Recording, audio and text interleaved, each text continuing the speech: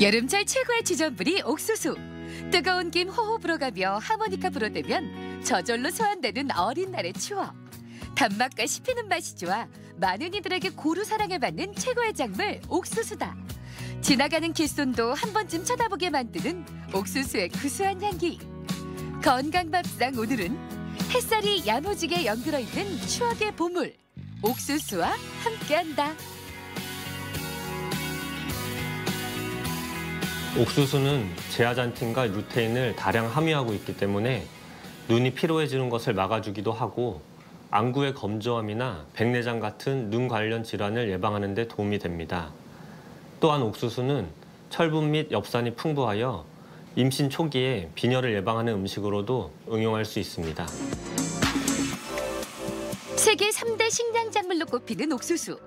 적은 일손으로 많은 양을 수확할 수 있어 순금의 열매로도 불린다. 옥수수로 만들어볼 오늘의 첫 번째 요리. 노란 색감의 구수한 향기. 남녀노소 누구나 간편하게 즐길 수 있는 옥수수 수염 수프. 이어서 만들어볼 요리는 색다른 버전의 옥수수 김치볶음밥. 고소하면서도 달달한 알맹이가 톡톡. 재미난 식감에 맛과 색을 더했다. 남녀노소 누구나 좋아하는 옥수수. 옥수수는 껍데기부터 수염까지 버릴 게 하나도 없는데요. 오늘 그 옥수수 수염을 이용하여 옥수수 수염 수프를 만들어 보겠습니다. 같이 만들어 보시죠. 옥수수를 고를 땐 껍질 색깔이 선명한 녹색을 띠는 게 좋다. 또 알맹이가 촘촘해 속이 꽉 차 있는 것을 골라야 맛있다. 옥수수 수염은 이뇨작용을 도와 부기를 빼는 데 최고. 먼저 이물질이 없도록 깨끗하게 씻어낸 후 물에 넣어 채소를 만든다. 잘 말려 한 번 덮어서 사용하면 더 구수한 향을 즐길 수 있다. 오늘 옥수수 수염 수프에 들어가는 국물은 옥수수 수염을 삶아서 쓰는데요. 혹시 옥수수 수염이 없으실 경우에는 옥수수 대나 옥수수 껍질을 삶아서 쓰셔도 됩니다. 집에 혹시 가끔 가다가 옥수수 수염이 있으신 경우에는 말려서 냉장고에 두었다가 1년 내내 쓰시면 됩니다. 스프에는 옥수수 알갱이만 잘라내 사용하는데 옥수수 때에는 단물이 많이 있기 때문에 남아있는 수분과 단맛을 살리기 위해 최대한 칼로 바짝 잘라내는 게 포인트. 이제 스프에 들어갈 채소도 손질하자. 당근과 감자, 양파는 삶아낸 후 갈아줄 거라 큼직하게 썰어서 준비해 놓는다. 압력솥에 손질해두었던 채소를 넣고 옥수수 알갱이 그리고 옥수수 수염을 우려낸 채소를 가득 부어준다. 여기에 스프의 맛을 돋우기 위해 치킨 스톡을 2알 정도 넣으면 더욱 감칠맛 나는 스프를 즐길 수 있다. 압력솥에 옥수수와 채소를 넣고 삶는 중인데요. 집에 다른 채소가 있으면 그것을 넣어도 가능하고요. 압력핀이 한 1분 정도 두르면 충분히 익습니다. 1분 정도 후 추가 흔들리면 채소가 물러졌다는 뜻. 블렌더나 핸드믹서를 이용해 익힌 채소를 곱게 갈아주는데 내용물이 뜨거우니 튀지 않도록 조심하는 게 포인트. 스프의 물기는 알갱이가 씹히지 않도록 부드럽고 곱게. 여기에 우유나 생크림을 반컵 정도 부어 달달한 풍미를 높여주자. 이제 타지 않도록 뭉근한 불에서 잘 저어가며 끓여준다. 옥수수와 채소가 잘 익었으면 믹서로 갈아주시고요. 우유나 생크림으로 농도를 잡는데요. 약간 묽은 정도의 농도가 좋습니다. 달달하면서도 고소하고 옥수수 향이 가득 배인 건강식. 옥수수 수염 스프 완성! 아기들 이유식으로 또 어르신들 영양식으로 남녀노소 누구에게나 딱 어울리는 부드러운 옥수수 수염 스프. 가벼운 식사 대용으로 안성맞춤이다. 아이들이 옥수수를 좋아하는데요. 밋밋할 수밖에 없는 김치볶음밥을 옥수수를 이용하여 근사한 요리로 만들어 보겠습니다. 오늘 옥수수를 이용한 옥수수 김치볶음밥 같이 만들어 보시죠.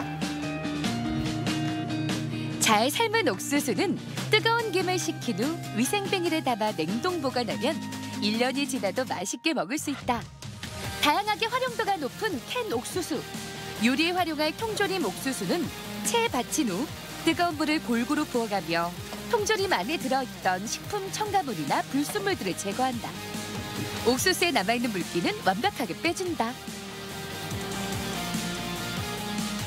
옥수수 김치볶음밥을 할 때는요, 생 옥수수를 잘라서 사용하셔도 가능하고요. 아니면 저처럼 캔 옥수수를 쓰실 때는요, 뜨거운 물 한번 꼭 헹궈 주셔야 됩니다. 김치볶음밥에 들어갈 채소도 준비하자. 양파는 다져주고 김치는 잘게, 마늘은 얇게 편 썰어 준비해 놓는다. 이제 맛있게 볶아주면 끝! 기름 두른 팬에 김치와 양파를 넣고 볶아준다. 양파가 어느 정도 투명해지면 밥을 넣어 볶아주는데 이때 기억할 꿀팁! 고춧가루와 설탕을 넣어주면 신맛은 중화되고 감칠맛은 더욱 살아나 맛있는 김치볶음밥을 만들 수 있다. 김치볶음밥에 들어가는 김치는 물기를 꽉 짜서 잘 다져주시고요. 또 색깔이 다 빠지기 때문에 고춧가루를 약간 넣으신 후에 설탕을 조금 넣으시면 신김치 맛을 커버하여 훨씬 맛있습니다. 이제 볶음밥에 곁들일 콘치즈도 만들어보자. 기름 두른 팬에 마늘과 양파를 넣어 볶아주다 물기를 제거해뒀던 옥수수를 함께 넣고 볶아준다. 여기에 마요네즈를 넣어 한 번 더 볶아주면 완성.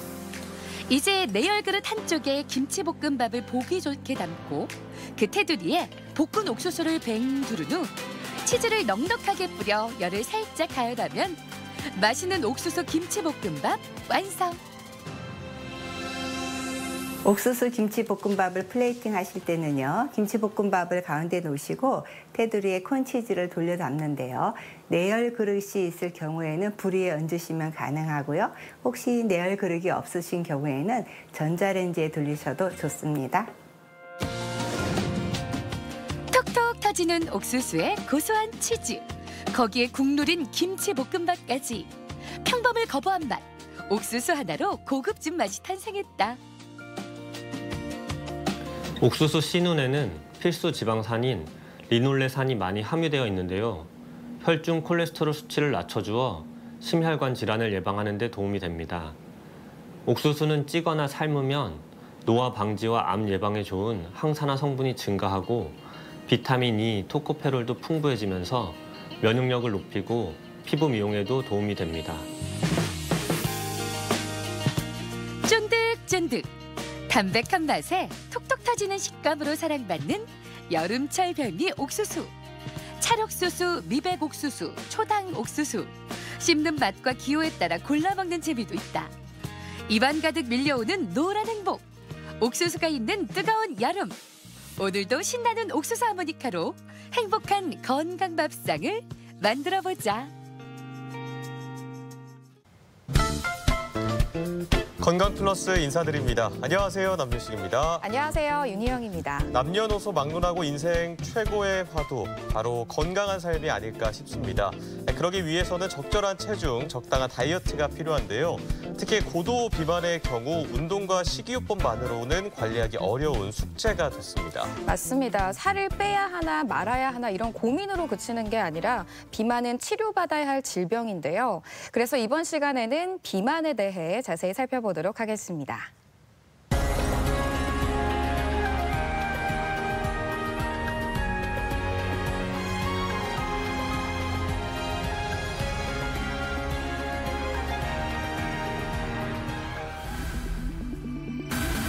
만병의 근원 비만. 최근 보건복지부에 따르면 남성 2명 중 1명은 비만에 해당하는 것으로 나타났다. 이 정도의 흐름이라면 10년도 되지 않아 우리나라 국민 10명 중 1명은 고도 비만 환자일 거라는 전망까지 나오고 있다. 비만은 우리 몸의 체내에 체지방이 과도하게 축적된 상태를 말하고 일반적으로 우리가 체질량 지수를 기준으로 해서 비만을 분류하게 되고 우리나라 같은 경우에는 체질량 지수가 25 이상일 때를 비만, 30 이상일 때를 고도 비만으로 분류하고 있습니다. 한 번 빠지면 헤어나오기 힘든 늪, 비만. 세계보건기구가 21세기 신종 전염병으로 규정할 만큼 비만은 다양한 합병증을 유발하는 만성 난치성 질환으로 꼽히고 있다. 삶의 질을 떨어뜨리는 비만. 오늘 TV 주체에서는 소리 없이 생명을 갉아먹는 비만에 대해 자세히 알아본다. 네, 오늘 도움 말씀을 위해 건양대학교 병원 외과 김성곤 교수 나오셨습니다. 교수님 안녕하세요. 안녕하세요. 네, 사실 오늘 주제가 비만인데요. 정말 남녀노소를 막론하고 일생일대 숙제가 아닐까 싶습니다. 이 살과의 전쟁을 치르시는 분들이 굉장히 많은데요. 사실 뭐 어제도 닭다리와의 전쟁을 치르다가 유혹을 물리치고 이겼나요? 네, 이겨내고 이 자리에 다행이네요. 왔습니다. 정말 많은 분들의 고민거리가 아닐까 싶은데요. 이 우리나라에도 비만을 고민으로 외래를 찾으시는 분들이 굉장히 많으시죠. 네, 체중 감량은 저에게도 아직 해결되지 않은 일생일대의 숙제입니다. 최근 우리나라는 성인 비만율이 지속적으로 상승하면서 고도 비만으로 고민하고 치료받기 위해 외래를 내원하시는 환자분들이 지속적으로 상승하는 추세입니다. 네, 그래서 오늘 이 시간만큼은 정말 많은 분들이 관심 있게 보실 것 같은데요. 이 주변을 살펴보면 사실 좀 날씬한데도 불구하고 자기가 비만이라고 하시는 여성분들도 굉장히 많거든요. 이 비만의 기준이 어떻게 되는지 정의와 기준을 한번 좀 짚어주실까요? 네, 세계보건기구 WHO에서는 비만을 건강을 해칠 정도로 체지방이 체내에 많이 축적된 상태를 말합니다. 이때 체지방률이 중요한 수치가 되는데 비교적 간단하게 체지방률을 예측할 수 있는 수치가 바로 체질량 지수입니다. 체질량 지수는 몸무게를 키의 제곱으로 나누어 구하게 되고 일반적으로 이 수치를 기준으로 비만을 정의하게 됩니다. 네, 이 체질량 지수 BMI 측정법을 말씀해 주셨는데요. 그렇다면 저희가 뭐 건강검진 때도 이와 같은 지수를 측정을 하는데 어디서부터가 비만에 해당하는지 그 경계가 궁금하거든요. 일반적으로 서양과 아시아 지역의 비만의 기준은 약간의 차이가 있습니다. WHO에서는 체질량 지수가 25에서 29.9까지를 과체중, 30 이상을 비만, 35 이상을 고도 비만으로 분류하고 있고 우리나라를 포함한 아시아 지역 국가에서는 서양보다 약간 낮은 기준을 적용하는데 국내에서는 체질량 지수 23에서 24.9까지를 과체중, 25 이상을 비만, 그리고 30 이상을 고도 비만으로 분류하고 있습니다. 네, 이 체질량 지수가 25 이상이면 비만이라고 하셨는데 그렇다면 우리나라에서 비만에 해당되는 분들은 어느 정도나 있을까요? 네, 국내 비만 인구는 최근 10년간 꾸준히 증가하고 있는 추세인데요. 2012년도에 약 32.4%에서 성인 비만율을 보였고 지속적으로 이 수치가 상승하여 2016년도에는 34.8%까지 상승하였습니다. 가장 최근에 발표된 자료에 따르면 성인 비만율이 37.2%까지 이르는 것으로 보고되었습니다. 네, 2016년 기준에 35% 정도 된다고 하셨는데 약 8년이 지난 지금은 아마 더 높아지지 않을까 싶기도 하고요. 이 비만이 인체에 미치는 영향이 많다고 들었는데 이 비만이 신체에 미치는 영향은 어떤 것들이 있죠? 네, 비만을 우리가 일반적으로 질병으로 분류하는 이유는 여러 가지 질환의 원인이 될 수 있기 때문입니다. 비만으로 인해 발생할 수 있는 여러 합병증 중에는 대표적으로 고혈압과 당뇨, 이상지질혈증, 관상동맥질환, 지방간, 담낭질환, 뇌졸중 등이 있습니다. 또한 각종 부인과 질환과 여러 가지 종류의 암들도 비만인 경우에 발병률이 높은 것으로 알려져 있습니다. 네, 보니까 저희가 지금까지 살펴봤던 질환들이 거의 다 좀 해당이 되는 것 같은데요. 이 비만의 원인으로 불규칙한 식생활 습관을 많이들 꼽는데 사실 이런 총체적 난국이 바로 만병의 근원이죠. 대사증후군을 일으키는데 이 대사증후군은 어떤 걸까요? 네, 말씀하신 것처럼 비만은 대사증후군의 주요한 원인이자 위험인자입니다. 대사증후군이란 체지방 증가와 혈압과 혈당 상승, 혈중 지질 이상 등의 상태를 통칭하여 부르는 말입니다. 이는 비만과 관련된 인슐린 저항성이 가장 중요한 인자로 고려되고 있습니다. 대사증후군이 있는 경우는 심혈관 질환의 발병률이 높아지고 또한 당뇨병 발병 또한 10배 이상 증가시킬 수 있기 때문에 주의를 요합니다. 아래 표에 나오는 구성 요소 중에 3가지 이상에 해당된다면 대사증후군으로 정의할 수 있습니다. 네. 대사증후군이 있는 경우들에 대해서 짚어주셨는데 그만큼 비만이 만성질환의 주범이라는 생각이 다시 한번 드는 것 같습니다. 많은 보시는 분들이 또 치료법 가장 궁금해하실 것 같은데요. 어떤 방법들이 있습니까? 네, 보통 비만으로 치료를 시작하시는 분들 같은 경우에는 처음에는 식이요법과 운동요법, 행동치료 등을 시행하게 되는데 하지만 이런 방법들로 체중 감량을 충분히 이루기에는 어려운 점이 많이 있고 이 경우에는 식욕 감소를 도와주는 약물 치료 등을 병행하게 됩니다. 하지만 약물 치료를 통해서도 충분히 체중 감소 효과가 없는 경우에는 내시경적으로 풍선을 삽입해서 체중 감소 효과를 유도하거나 그렇게 해서도 안 될 경우에는 수술적 치료를 필요하게 됩니다. 네. 말씀해 주신 것처럼 식이요법이나 운동치료로 체중 감소가 안 되는 경우에는 약물 치료를 사용하는데 이 약물 치료에는 어떤 효과가 있고 또 종류에는 어떤 것들이 있을지 이 부분도 좀 살펴볼까요? 네, 비만 치료에 사용되는 약물은 대부분 포만감을 유도해서 식욕을 억제하거나 아니면 지방 흡수를 저하시켜서 체중 감소 효과를 유도하게 됩니다. 최근에는 신약들이 지속적으로 개발되면서 체중 감소 효과도 뛰어나다는 결과들이 많이 보고되고 있습니다. 다만 약물 치료의 경우에는 장기간 복용으로 인한 합병증 발생의 위험성이 있으며 수술에 비해 장기간의 체중 감소 효과는 낮은 것으로 보고되고 있습니다. 네, 어떻게든 간에 이 부작용이 또 있기 때문에 약물 치료를 고려하지 않는 분들은 또 다른 치료 방법을 찾아보실 것 같은데요. 그중에 하나가 바로 위에 풍선을 삽입한다는 내시경적 치료일 것 같습니다. 어떤 치료법인지 궁금해하실 것 같은데 어떤 특성이 있는 치료법이죠? 예, 내시경적인 비만 치료는 수술적 치료만큼의 효과는 없지만 수술에 비해서 비교적 덜 침습적이고 복원이 가능하고 반복적으로 시행할 수 있다는 장점이 있기 때문에 수술 말고 차선의 방법으로 시행될 수 있는 방법입니다.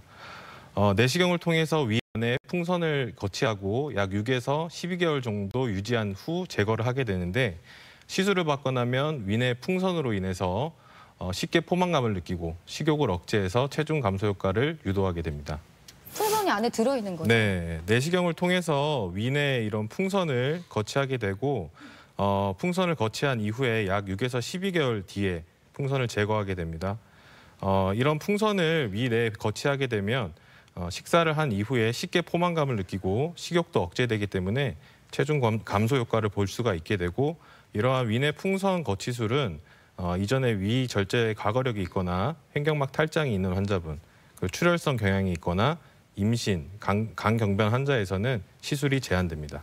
아니 근데 저는 보면서 궁금한 게 이 들어있는 풍선의 크기가 뭐 줄어들거나 하는 위험은 없으니까? 보통 여기다가 생리식염수를 이렇게 풍선에 안에 채워서 풍선을 부풀리게 되는데 일반적으로 크기가 약간은 줄어들 수 있지만 크게 크기의 변화가 있거나 그러진 않는 것으로 알려져 있습니다. 네. 말씀해 주신 대로 위 내에 풍선이 있으니까 포만감이 빨리 들고 또 식욕이 줄어서 적정 체중을 유지하기 참 좋을 것 같다라는 생각이 듭니다. 자, 저희가 이제 수술법을 좀 알아볼 텐데요. 알아보기 전에 이 비만 수술, 아까 이야기하실 때 비만 대사 수술이라고 하시더라고요. 이건 어떤 수술일까요? 비만 대사 수술은 비만뿐만 아니라 비만과 관련된 합병증을 개선하기 위해서 시행하는 수술입니다. 일반적으로 비만을 개선한다는 의미의 비만 수술과 그리고 당뇨병을 개선한다는 의미의 대사 수술을 합쳐서 비만 대사 수술이라고 부르고 있는데요. 현재 병적 비만을 치료하는 가장 효과적인 방법으로 알려져 있습니다. 비만 대사 수술은 음식물 섭취를 기계적으로 제한하거나 아니면 소화관의 해부학적 구조를 변화시켜서 섭취한 음식물이 잘 흡수되지 않도록 제한해서 체중 감량 효과를 내게 됩니다. 네. 대전 MBC 건강 플러스 오늘은 비만에 대해 알아보고 있는데요. 이번에는 병원에 직접 찾아가 환자들을 만나보고 진단 방법과 치료법에 대해 살펴보겠습니다. 화면으로 만나보시죠.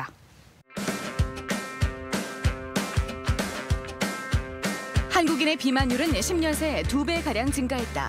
특히 우리나라 국민의 36%가 비만 환자로 국내 고도 비만율 또한 급격한 증가 추세를 보이고 있다. 비만이 질병이라는 인식이 많이 늘었지만 아직도 질병보다는 체형이나 체질 문제로 생각하는 경우가 많은데 비만은 전적으로 치료가 필요한 질환임을 깨달아야 한다. 환자분 오늘 어떻게 오셨습니까? 제가 1년 전에 당뇨를 진단받았는데 이게 비만과 연관되어 있다고 해서 교수님을 찾아뵙게 되었습니다. 그럼 지금 당뇨는 어떻게 치료받고 계시나요? 오전마다 인슐린 주사 맞고 혈당을 조절하고 있습니다. 평소 식사는 좀 규칙적으로 하는 편이신가요? 불규칙적으로 식사하고 있고 저녁에 좀 많이 몰아먹는 편입니다. 다양한 합병증을 유발하는 비만. 통계적으로 살펴보면 고혈압의 75%, 당뇨병은 44%, 그리고 암은 33%가 비만으로 인해 유발된다고 보고되고 있다. 비만은 반드시 치료가 필요한 질병이다. 이 환자는 어릴 때부터 고도 비만이 있었던 환자이고 최근에 당뇨까지 진단이 되어서 치료를 받고 있습니다. 그래서 현재 혈당이 잘 조절이 되지 않고 있는 상황이기 때문에 비만 대사 수술의 적응증이라고 할 수 있겠습니다. 비만은 관리가 까다로운 만성 질환으로 진행할 수 있기 때문에 치료를 선택하기 전에 종합적인 검사가 우선된다. 인바디 검사를 통해 체지방을 측정하고 신체 상태를 파악하는 검사가 이루어져야 각 개인에게 맞는 비만 치료 계획을 수립할 수 있다. 비만 치료에 있어 가장 중요한 것은 체중 감소뿐 아니라 꾸준한 관리다. 환자분 요새 어떻게 지내시나요? 식사하는 것도 많이 편해졌고 잘 지내고 있습니다. 네, 요즘 식사는 어떻게 하고 계신가요? 밥은 반에서 3분의 2 정도로 잘 먹고 있고요. 식단은 고단백으로 짜서 먹고 있습니다. 지난번 오셨을 때보다 체중은 얼마나 빠지셨어요? 지난번 왔을 때보다 한 10kg 정도는 더 빠졌어요. 비만 대사 수술을 통해 고도 비만 환자의 60% 이상이 초과 체중 감소 효과를 보이는 것으로 나타났다. 하지만 수술로 끝나는 것이 아니라 관리가 무엇보다 중요한데 요요 현상이 나타나지 않도록 체중 감량을 위한 환자의 의지가 상당히 중요하다. 이 환자 같은 경우에는 고도 비만으로 6개월 전에 위 소매 절제술을 시행받은 환자이고 현재는 수술 전 체중에 비해서 약 30kg가량 감량이 된 상태로 잘 관리가 되고 있습니다. 수술 후에는 수술만 한다고 치료가 끝나는 것이 아니고 주기적으로 병원을 내원하셔서 관리를 받으셔야겠습니다. 비만 수술의 대표적인 방법으로는 위 밴드술, 루아이 위 우회술, 위 소매 절제술 등이 있다. 수술 후 3개월 동안 초과 체중의 50% 이상이 빠지게 되는데 당뇨를 포함한 여러 가지 합병증을 호전시켜주거나 완치시켜주는 효과가 나타난다. 비만을 질병으로 여기는 인식의 전환과 함께 반드시 치료하려는 환자의 강력한 의지가 뒤따라야 한다. 일반적으로 환자분들이 비만을 질병으로 잘 인식을 하지 않기 때문에 치료를 받지 않는 경우가 많은데 비만 같은 경우에는 고혈압이나 당뇨, 이상지질 혈전 같은 대사성 질환을 동반할 수가 있고 이로 인해서 심내혈관 질환이나 그로 인한 사망률을 높일 수 있기 때문에 빨리 진단받고 치료받는 것이 중요합니다. 고도 비만은 엄연한 질병 코드로 등록될 만큼 적극적인 치료가 필요한 질환이다. 100세 시대에 있어 건강한 삶을 얼마나 보단 어떻게 오래 사느냐가 중요한 화두. 당뇨나 고혈압, 고지혈증 등 수많은 질환의 원흉이 되는 비만. 살과의 전쟁, 더 이상 늦출 수 없다. 네, 병원에 직접 찾아가서 환자들 만나보고 비만에 대해 살펴봤습니다. 자, 지금부터는 비만 대사 수술에 대해서 좀 더 자세히 살펴볼 텐데요. 어떤 장점이 있는지부터 짚어주실까요? 네, 비만 대사 수술은 장기간의 체중 감소 효과가 뛰어나고 다양한 비만의 동반 질환을 개선하는 데 탁월한 효과가 있습니다. 특히 과거에 비만 수술 후에 당뇨가 개선되는 효과를 보게 되었고 이것은 기전이 아직 명확하게 밝혀지진 않았지만 수술 후에 식습관 변화와 장호르몬의 변화, 그리고 인슐린을 분비하는 췌장 베타세포의 기능 증가, 담즙산 농도의 변화 등에 따른 것으로 보고 있습니다. 당뇨 개선 효과가 뛰어나기 때문에 이 수술을 대사수술이라고 부르고 현재는 약물로 잘 조절되지 않는 당뇨 환자에서 비만 대사수술을 시행하기도 합니다. 네. 그럼 이 비만 대사 수술도 받는 대상이 있을 것 같은데요. 아무래도 고도 비만이신 분들은 또 받아보시겠죠. 그 외에도 어떤 대상들이 비만 대사 수술을 받아볼까요? 네, 우리나라는 2019년도부터 비만 대사 수술의 요양급여가 적용되기 시작해서 고도 비만 환자들이 건강보험 혜택을 받을 수 있게 되었는데요. 먼저 이 요양급여 적용 대상을 보면 체질량 지수가 35 이상이거나 체질량 지수가 30 이상이면서 비만과 관련된 합병증이 있는 환자, 그리고 체질량 지수가 27.5 이상이면서 2형 당뇨를 가진 환자분들께서 보험 적용의 대상이 됩니다. 네. 근데 또 설명을 듣고 나니까 반대로 이런 분들은 가급적 비만 대사 수술을 피해야 된다 하시는 분들도 계실 것 같아요. 어떤 분들이 해당될까요?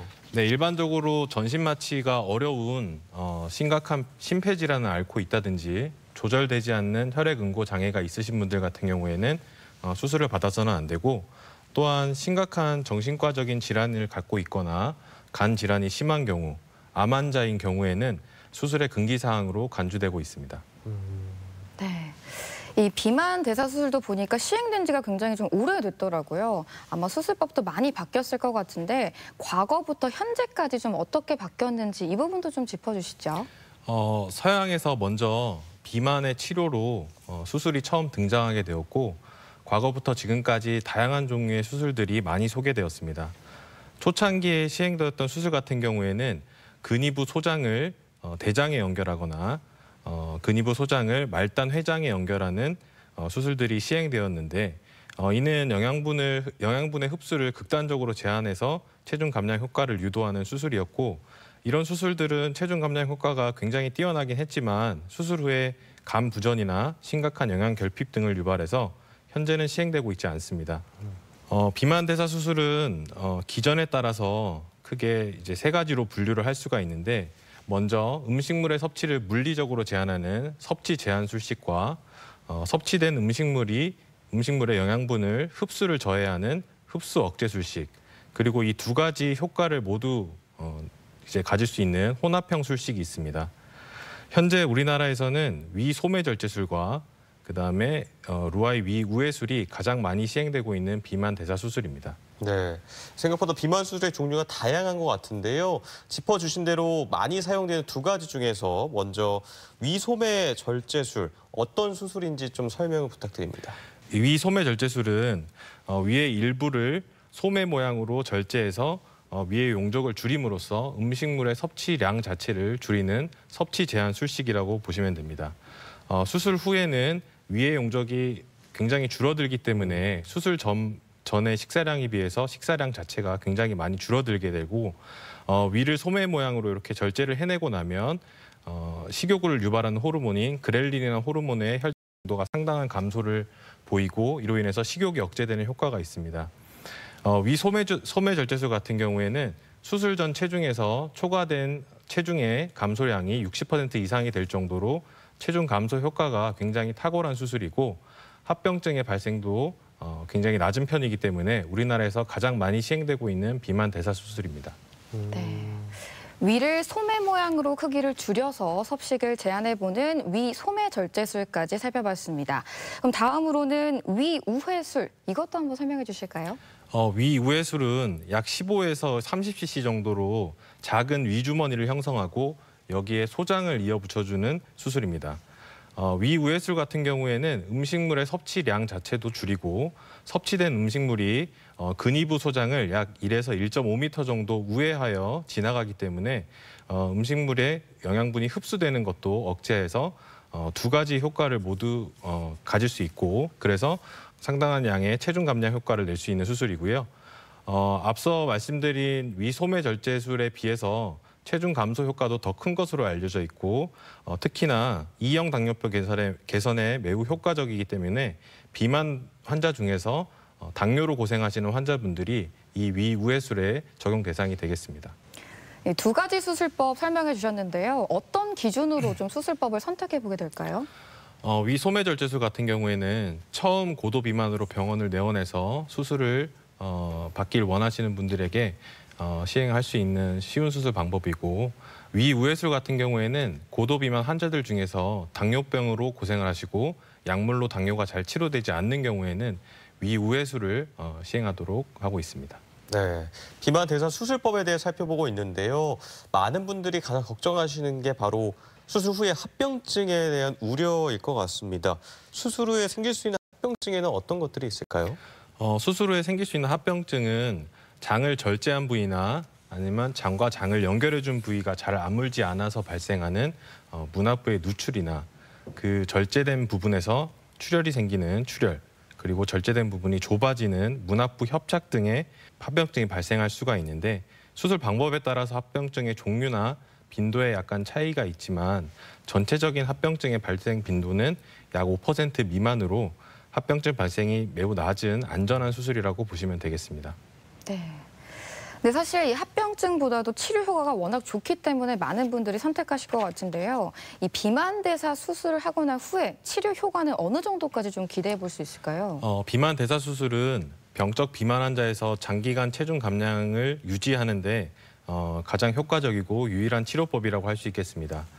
또 수술 후에는 비만 관련된 동반 질환인 2형 당뇨가 약 86%, 고혈압은 78%, 수면 무호흡 환자의 약 85%에서 증상이 호전되는 것으로 알려져 있습니다. 아래 표 같은 경우에는 비만 대사 수술을 시행받은 환자를 3년 이상 추적한 결과를 보고한 연구들이고 일반적으로 비만 수술의 효과를 표현할 때 수술 전 정상 체중에서 초과된 체중이 얼마나 감소했는지로 판단을 하게 되는데 적게는 62%에서 많게는 92%까지 초과 체중 감량 효과가 있는 것으로 나왔습니다. 네, 생각보다 이 효과가 크다는 걸 확인해 볼 수 있는데요.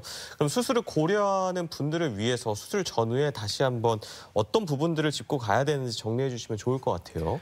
네, 보통 환자분들이 수술을 받기 위해서 먼저 처음에 외래를 내원하게 되면 환자분이 수술의 대상이 되는지 그리고 어떤 수술을 할지를 결정을 하게 되고 내시경이나 CT, 혈액 검사 등의 수술 전 검사를 받게 됩니다. 수술 전에도 식이와 생활 습관 개선이 필요하기 때문에 이에 대한 교육을 같이 실시하고 있고요. 수술 전일에 입원해 다음 날 수술을 받게 되고 퇴원은 보통 수술 후에 약 3에서 5일째 정도 하게 되고 퇴원한 이후에는 정기적으로 병원을 내원해서 수술 후 관리를 받게 됩니다. 네. 이렇게 여러 가지 과정을 통해서 어렵게 수술을 마쳤으니까 이제 수술 후의 관리가 정말 중요할 텐데요. 이 수술 후에는 어떤 부분들을 좀 신경 쓰면 좋을까요? 수술만 한다고 해서 비만 치료가 끝나는 것이 아니라 식이와 운동요법 그리고 생활습관 개선이 같이 이루어져야만 더 큰 수술의 효과를 볼 수가 있습니다.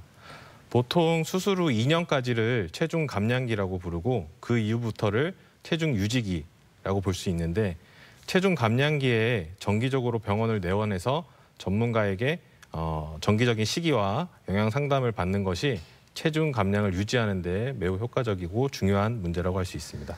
네, 역시나 수술 후의 생활관리의 측면이 중요할 것 같습니다. 그렇다면 수술을 받은 환자분들이 음식은 이전처럼 다 먹을 수 있는 건지 또 특별히 주의해야 될 사항들이 있을까요?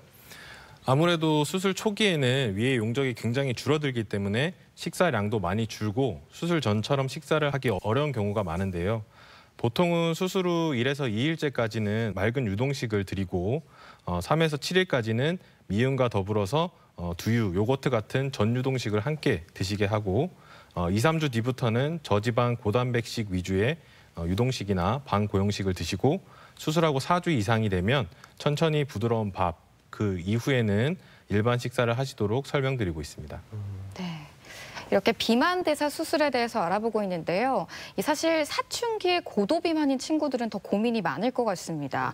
이 청소년기에 비만 대사 수술해도 괜찮을까요? 최근에는 성인 비만뿐만 아니라 소아 비만 환자들도 크게 증가하고 있는 추세입니다. 소아 비만은 체질량 지수가 95, 100분위수 이상인 경우에 진단할 수가 있고 성인과 마찬가지로 당뇨나 고혈압, 심장 질환의 위험 인자입니다.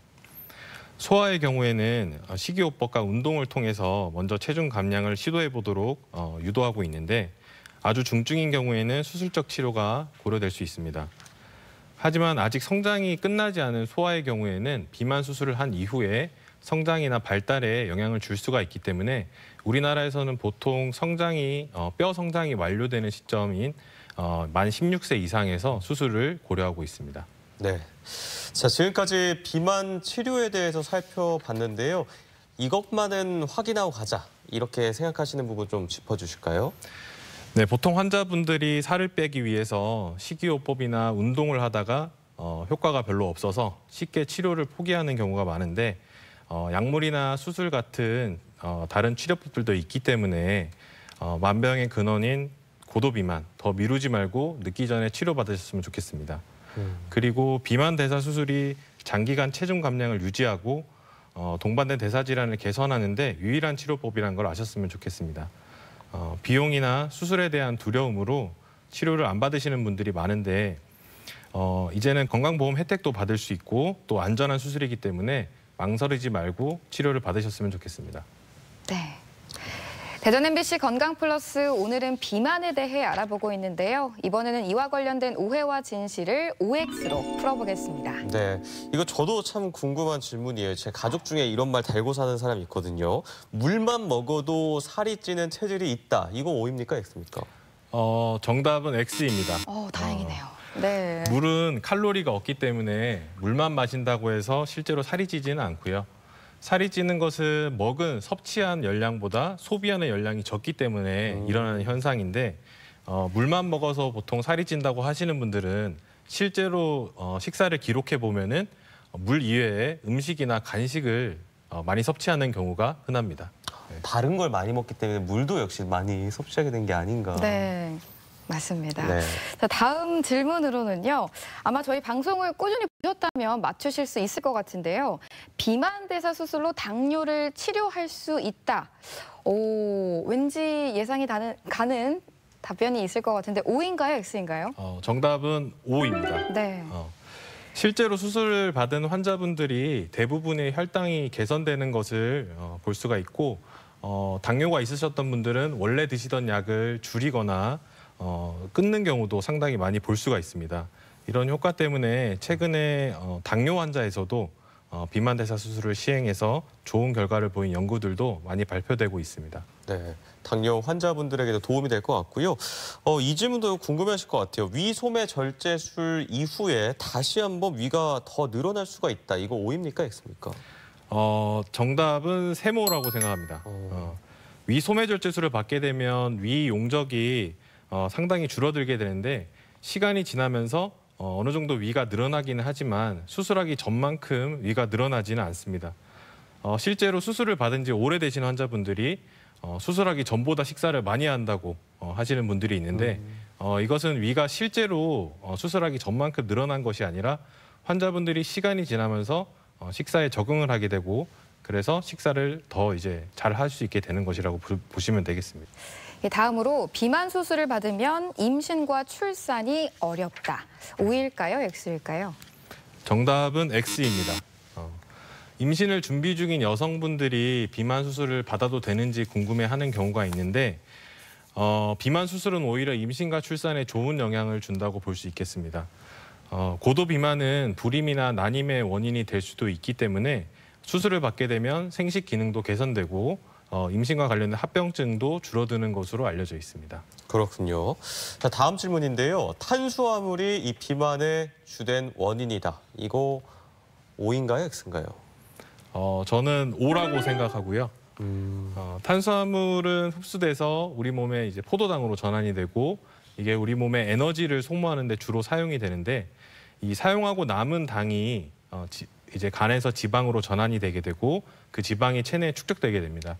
그래서 이것이 비만의 가장 중요한 원인 중에 하나라고 보시면 될 것 같은데 물론 탄수화물뿐만 아니라 지방이나 단백질을 많이 섭취를 해도 지방이 축적되기 때문에 어느 한 가지에 치우쳐서 식사를 하기보다는 균형적인 식사를 하는 것이 중요합니다. 그럼 요즘 말하는 그 저탄고지 식이요법 같은 게 실제로 효과를 볼 수 있는 건가요? 탄수화물을 확 낮추는? 일단은 뭐 단기간에 그런 효과를 보았다고 하는 결과들도 있기는 한데 어쨌든 간에 뭐 또 어느 한쪽에 치우쳐서 지방을 너무 많이 드시거나 또 혹은 단백질을 많이 드시거나 한 경우에도 똑같이 남는 에너지는 지방으로 축적이 되기 때문에 어느 한쪽에 치우쳐서 식사하시는 것은 크게 추천드리고 싶지는 않습니다. 네.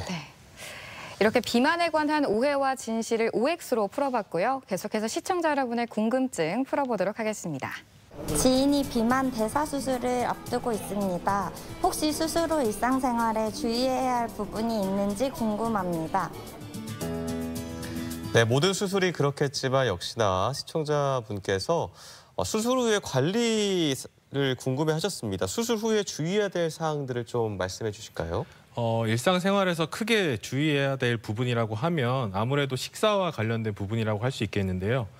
수술 후에는 식사량이 수술 전에 비해 굉장히 줄어들기 때문에 저희가 환자분들한테 아주 소량씩 여러 번 식사를 하도록 권유를 드리고 있고 이 식사에 적응하는 기간이 지나게 되면은 대부분 수술하기 전만큼의 식사량을 가져갈 수가 있고 일상생활에는 큰 어려움은 없다고 보시면 되겠습니다. 비만 대사 수술 후 다시 요요가 올 수 있나요? 혹시 다시 살이 찐다면 재수술을 받아야 하는지 궁금합니다.